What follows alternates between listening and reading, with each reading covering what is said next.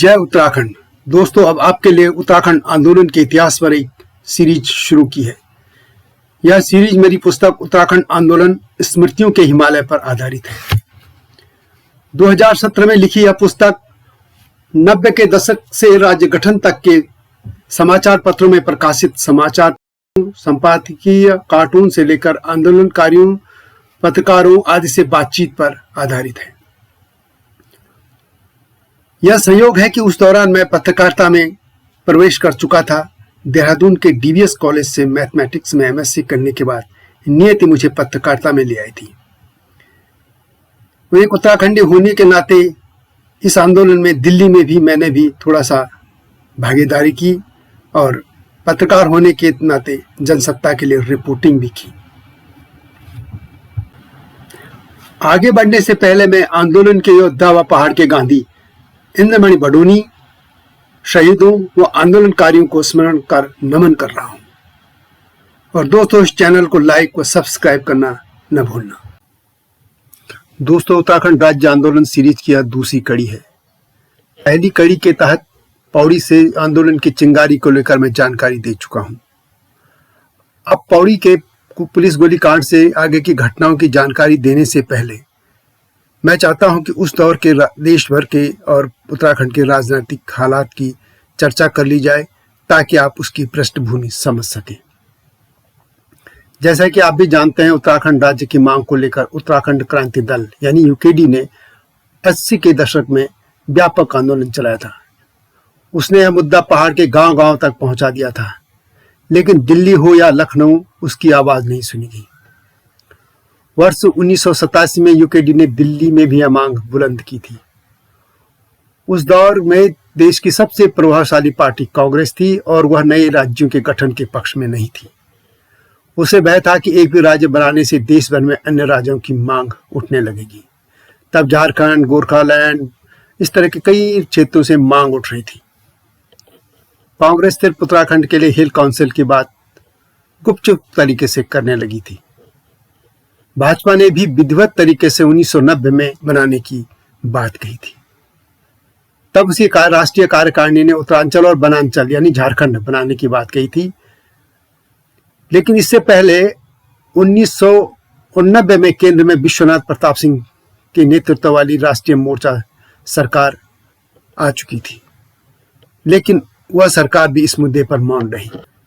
इसके बाद केंद्र में 1991 में कांग्रेस की सरकार आ गई और पीवी नरसिंह राव प्रधानमंत्री बने। अप्रैल मई 1994 की बात है, तब केंद्र में कांग्रेस की सरकार थी और उस दौरान कांग्रेस के नेताओं ने ऋषिकेश में उत्तराखंड को लेकर एक कार्यक्रम आयोजित किया था।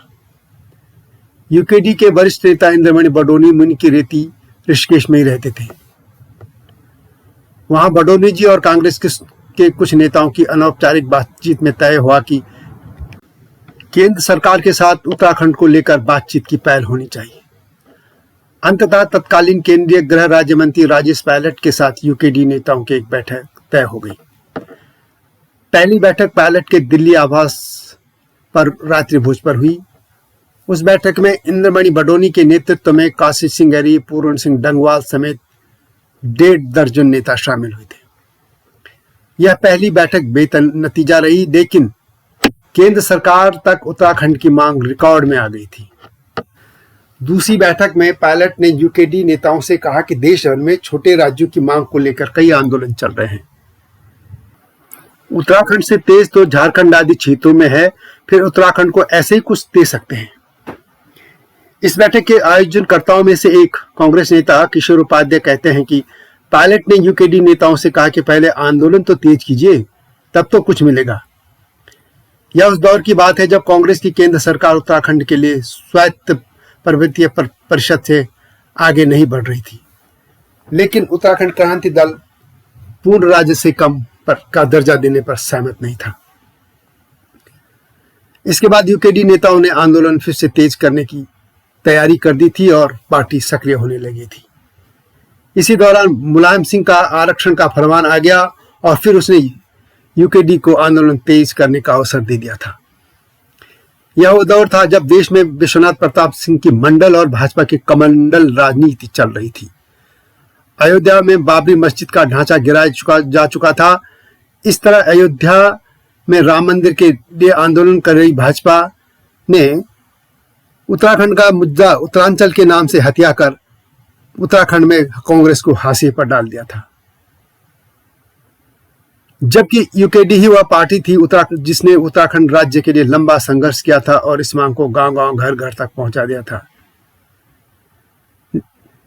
यूकेडी ने 80 के दशक में राज्य की मांग पर कई सफल आंदोलन किए, लेकिन 90 के दशक आते आते यह आंदोलन लगभग शांत हो चुका था। परंतु अब मुलायम सिंह के आरक्षण के फैसले के खिलाफ शुरू इस आंदोलन ने हाशिए पर पड़ी यूकेडी में राजनीतिक तौर पर जान फूंक दी थी। यूकेडी ने भी इस बार पूरी ताकत अपनी लगा दी थी। कांग्रेस और भाजपा के बड़े नेताओं को नकारते हुए लोग अब यूकेडी के साथ खड़े होने लग गए थे। दरअसल 90 के दशक शुरू होते ही उत्तराखंड राज्य की मांग का मुद्दा भाजपा ने उत्तरांचल का नारा देकर यूकेडी से छीन लिया था।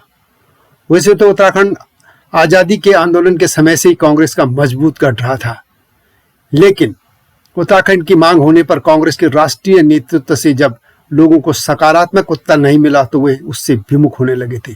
कभी छोटे राज्यों के गठन के विरोध में ही रही भाजपा ने 90 के दशक में उत्तराखंड को अलग राज्य बनाने का प्रस्ताव अपने अधिवेशन में पारित कर दिया था। इसके बाद उत्तराखंड में भाजपा को अपना जनाधार बढ़ाने का आधार मिल गया था। राम मंदिर और अलग राज्य के लिए आंदोलन करने से उत्तर प्रदेश के साथ उत्तराखंड में भाजपा प्रमुख पार्टी बनकर सामने आ गई थी और उसने कांग्रेस को हाशिए पर धकेल दिया था। भाजपा उत्तराखंड की बजाय उत्तरांचल के नाम से राज्य आंदोलन कर रही थी। इससे उत्तराखंड क्रांति दल, उत्तराखंड संघर्ष वाहिनी जैसे दल व संगठन भी असरहीन हो लगे थे। उत्तराखंड संघर्ष वाहिनी अलग राज्य की प्रबल समर्थक थी और उसने पहाड़ों में शराब के खिलाफ नशा नहीं रोजगार दो आंदोलन चलाया था। बाद में मुलायम सिंह ने भी पहाड़ में जनाधार बढ़ाने का प्रयास शुरू किया। मुलायम ने उत्तराखंड राज्य का स्वरूप तय करने के लिए सरकारी स्तर पर रमाशंकर कौशिक कमेटी और पार्टी स्तर पर विनोद बटवाल कमेटी गठित कर दी थी। जून 1994 में ही मुलायम सिंह सरकार ने रमाशंकर कौशिक कमेटी की सिफारिशों को मंजूरी दे दी थी। इस समिति ने उत्तर प्रदेश के गढ़वाल और कुमाऊं मंडलों को मिलाकर अलग उत्तराखंड राज्य बनाने का सुझाव दिया था। तब उत्तराखंड में 8 ही जिले थे। उत्तराखंड के लोग भी पूरे हरिद्वार जिले के बजाय सिर्फ कुंभ क्षेत्र हरिद्वार को ही प्रस्तावित उत्तराखंड प्रदेश में शामिल करने की मांग करते थे। मुलायम सरकार के समय प्रदेश के तत्कालीन मुख्य सचिव TSR सुब्रमण्यम ने 1994 में कह दिया था कि राज्य विधानसभा के आगामी सत्र में उत्तराखंड की स्थापना के बारे में प्रस्ताव लाया जाएगा। इस रिपोर्ट में उत्तराखंड क्षेत्र के संभावित संभागों की संख्या 2 से बढ़ाकर 3 और जिलों की संख्या 8 से बढ़ाकर 14 करने का भी सुझाव दिया गया था। कौशिक कमेटी ने कहा था कि प्रस्तावित उत्तराखंड राज्य की सीमाएं उत्तरकाशी, देहरादून, टेहरी, चमोली, पौड़ी, पिथौरागढ़, अल्मोड़ा और नैनीताल तक ही सीमित रखी जाए। प्रशासनिक इकाइयों, मंडल, जनपद, तहसील व विकास खंड का आकार जरूरत से ज्यादा बड़ा होने के कारण इसे छोटा करने की जरूरत है। नए जिलों के बारे में समिति ने कहा था कि ये कहां बने और उनके तहत कौन कौन से क्षेत्र हैं, या फैसला स्थानीय जनता की आकांक्षाओं और प्रशासनिक सुविधाओं के आधार पर किया जाना चाहिए। इस रिपोर्ट के अनुसार उत्तराखंड का तीसरा मंडल गढ़वाल और कुमाऊं मंडलों के बीच में होना चाहिए। इनमें 4-4 जिले रखे जाने की बात कही थी। इस तरह गढ़वाल, कुमाऊं में 5-5 जिले और नए तीसरे मंडल में 4 जिले रखने का प्रस्ताव था। प्रस्तावित राज्य की राजधानी पर्वत क्षेत्र में किसी केंद्रीय स्थल पर बनाने की सिफारिश की गई थी। इसमें कहा गया था कि राज्य की राजधानी ऐसी जगह हो जहां से उत्तराखंड के विभिन्न भागों में लगभग समान तौर पर आसानी से पहुंचा जा सके। समिति ने राजधानी के लिए चमोली जिले के गैरसैंण को उपयुक्त बताया था। समिति का मत था कि आय के समस्त स्रोतों की स्थिति को देखते हुए उत्तराखंड राज्य की वित्तीय स्थिति हिमाचल प्रदेश से बहुत भिन्न नहीं होगी। हिमाचल प्रदेश की तर्ज पर हिमालयी क्षेत्र के दूसरे राज्यों की तरह उत्तराखंड में विशेष श्रेणी का राज्य होगा। इस कारण से भी केंद्र से विशेष केंद्रीय सहायता मिलनी चाहिए। इन कदमों से उत्तराखंड में सपा नेताओं ने मुलायम सिंह को पहाड़ का विकास पुरुष घोषित करने का अभियान सा छेड़ दिया था। परंतु आरक्षण के फरमान ने मुलायम सिंह का पहाड़ में अपनी पार्टी सपा का पसारने का सपना ध्वस्त हो गया था। मुलायम सिंह व उसकी सपा उत्तराखंड में खलनायक होते जा रहे थे, जबकि इससे पहले जब मुलायम सिंह ने कौशिक कमेटी और बर्थवाल कमेटी गठित की थी तो लग रहा था कि सपा यह मुद्दा भाजपा से छीन लेगी, लेकिन मुलायम के इस फैसले ने बाजी पलट दी थी। आरक्षण का फरमान जारी होने से पहले मुलायम सिंह की सपा उत्तराखंड राज्य के समर्थन में मैदान में थी, लेकिन अब यह आंदोलन मुलायम सिंह के लिए बड़ा सरदर्द बन गया था। पौड़ी गोलीकांड के विरोध में प्रदर्शन हो रहे थे और मुलायम सिंह यादव पे पुतले फूके जा रहे थे। अब आंदोलन में वकील, सामाजिक कार्यकर्ता, वाहनों के यूनियनें या मजदूर संगठन भी कूदने लगे थे। नुक्कड़ सभाएं हो रही थी। यूकेडी नेताओं को आमरण अनशन से जबरदस्ती और हिंसक तरीके से उठाने की कार्रवाई की चारों तरफ निंदा हो रही थी। आरक्षण विरोधी आंदोलन और पौड़ी कांड ने यूकेडी में नई जान फूंक दी थी। इससे कांग्रेस, भाजपा जैसी राजनीतिक पार्टियां परेशान थी। आरक्षण विरोधी संयुक्त संघर्ष समितियां, वाहिनी, सामाजिक चेतना विकास मंच जैसी नामों से कई संस्थाएं हर गांव, शहर, कस्बों में गांव बनती जा रही थी। आरक्षण विरोधी आंदोलन छात्रों और यूकेडी के कंधों पर पूरी तरह टिक गया था। पहाड़ के इस उग्र आंदोलन को देखकर भाजपा भी सक्रिय हो गई थी। दिल्ली में 14 अगस्त 1994 को भाजपा ने बैठक कर राष्ट्रपति को ज्ञापन देने का फैसला किया। भाजपा के वरिष्ठ नेता अटल बिहारी वाजपेयी के नेतृत्व में हुई इस बैठक में पहाड़ के आंदोलन को समर्थन दे दिया गया था। राष्ट्रीय पार्टी के खुलकर पहाड़ के आंदोलन के समर्थन में कूदने से आंदोलनकारियों के हौसले बुलंद हो गए थे। हालांकि भाजपा की दुविधा बरकरार थी। वह आंदोलन का समर्थन तो कर रही थी, लेकिन उत्तर प्रदेश की राजनीति के चलते ओबीसी आरक्षण की विरोधी भी नहीं दिखना चाहती थी। भाजपा इससे पहले सत्ता में रहते हुए उत्तर प्रदेश विधानसभा में 12 अगस्त 1991 को अलग राज्य उत्तरांचल बनाने का संकल्प पारित कर चुकी थी। अब भाजपा ने तय किया था कि मुलायम सिंह सरकार के आरक्षण नीति के विरोध में 12 अगस्त को पहाड़ के 8 जिलों में उत्तरांचल दिवस मनाया जाएगा। इस पर कांग्रेस ने भी अपनी सक्रियता बढ़ाती थी और उसने एक अपनी टीम उत्तराखंड में भेजी थी। दिल्ली से कांग्रेस हाईकमान ने हालात का जायजा लेने के लिए कांग्रेस सेवा दल के उपाध्यक्ष हरीश रावत के नेतृत्व में एक दल वहां भेजा था। उसमें किशोर उपाध्याय, सतपाल महाराज आदि नेता शामिल थे। इस दल ने प्रधानमंत्री पीवी नरसिंह राव को रिपोर्ट सौंपी थी और इस रिपोर्ट में पर्वतीय जिलों के लोगों के लिए 7% आरक्षण देने की मांग की गई थी। यह दल पूरे उत्तराखंड को 27% के दायरे में लाने का भी पक्षधर था। यानी ये दल चाहता था कि उत्तराखंड के लोगों को इस 27% आरक्षण के दायरे में रख लिया जाए।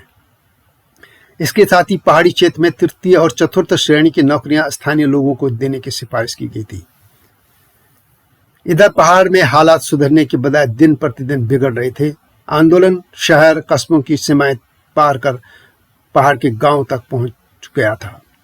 राजनीतिक पार्टियां और संगठन तो मैदान में थे ही। अब पहाड़ के लगभग सभी स्कूल कॉलेजों के छात्रों के साथ ही आम लोग भी पूरे जोश खरोश के साथ आंदोलन में शामिल हो गए थे।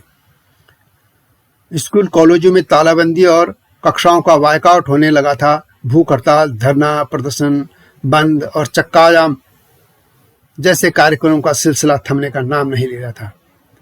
कई जगह तो प्रभात फेरियां भी निकलने लगी थी। महिलाएं, बच्चे, युवा, बुजुर्ग सभी तो आंदोलन में कूद गए थे। कांग्रेस, भाजपा और वाम दल राजनीतिक मजबूरियों के चलते पहाड़ में आरक्षण लागू करने के फैसले का विरोध नहीं कर पा रहे थे। वे मैदानी क्षेत्रों में पिछड़ी जातियों के वोट खोने से डरे थे। उत्तराखंड से तब विधानसभा की 19 और लोकसभा की 4 सीटें थी। इसमें हरिद्वार क्षेत्र शामिल नहीं है। इन सीटों के लिए ये दल पहाड़ में आरक्षण लागू करने का विरोध करने का जोखिम नहीं लेना चाहते थे। राम लहर और उत्तरांचल राज्य का नारा देकर 1991 और 1993 के चुनाव में पहाड़ से सबसे ज्यादा विधानसभा सीट जीतने वाली भाजपा अब आरक्षण का खुलकर विरोध भी करने की हालत में नहीं थी। भाजपा को पहाड़ में राजनीतिक तौर पर नुकसान होने का भय सताने लगा था, जबकि उत्तराखंड क्रांति दल खुलकर आरक्षण का विरोध कर रहा था। आरक्षण विरोध में यूकेडी के तेवर उग्र होते जा रहे थे और वो जितना उग्र हो जा रहा था, पहाड़ में उसका खोया जनाधार उसके निकट आ रहा था और वह भी यही आशा पाल रहा था। तो दोस्तों, यह थी उत्तराखंड आंदोलन के दौरान की देश की राजनीति। इसके बाद आगे आगे धीरे धीरे सभी कड़ियां आपको पहुंचाई जाएंगी। यह दूसरी कड़ी कैसे लगी अवश्य कमेंट करें। चैनल को लाइक और सब्सक्राइब करना न भूलें। जय उत्तराखंड, जय हिमालय, जय भारत।